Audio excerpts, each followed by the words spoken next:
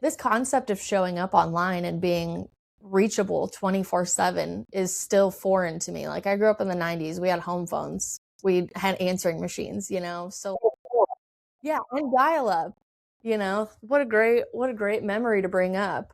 I can hear the thing in my head right now. I think it never goes away. But so like it's still kind of foreign to me, and then I feel like left out because younger generations have just been born and having phones and iPads shoved in their face, so it's super common for them. It's like I just kind of feel like a boomer because I'm like I don't want to be anywhere near the platforms right now. I just want to go live my life and be out in nature. And I don't even want to record myself being out in nature and do a B-roll later. Like it's interesting to observe how it's messing with all of our minds that we feel guilty for not posting and like being a part of the digital rat race, I would say. And I've struggled with it, obviously, as any type of author, content creator for years. But I always do like talking about it when I get the chance to, just so if there's somebody out there that, also kind of has that, hey, I'm going to show up today and, maybe tomorrow I'm going to take a rest day. Like, don't be as hard on yourself as I've been because it gets you nowhere. I mean, it really does just kind of clog you up and stagnate the process. Like, it's a part of it.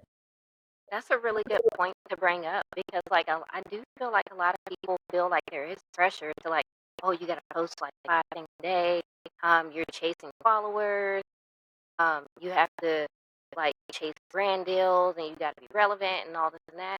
And I'm like, man, like I remember those days where I was like, there's no way I can do this. Like when I started my yoga journey, I was like, I cannot compare to these other accounts out here because like I just don't want to post every day. Like I want to post when I want to post. And I do want to make sure that my content is like in sync, but I don't want to feel that pressure because that is a lot. That pressure and then like that those secondhand thoughts going inside of your head and then you can't like stop them.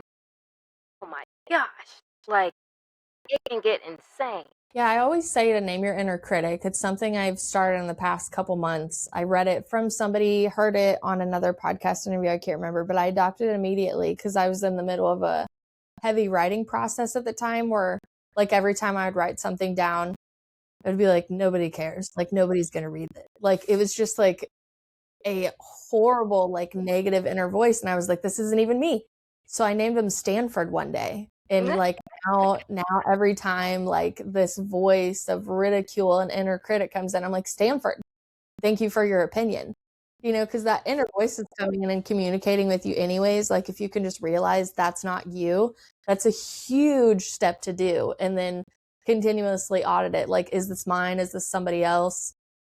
Because we're all picking up stuff invisible to our human eyes left and right. But as I said earlier, it'd be like amazing if we all knew what was actually around us and then we could work with it better instead of living in this weird like blind spot where we know it's there, but we don't know how it's affecting us all the time.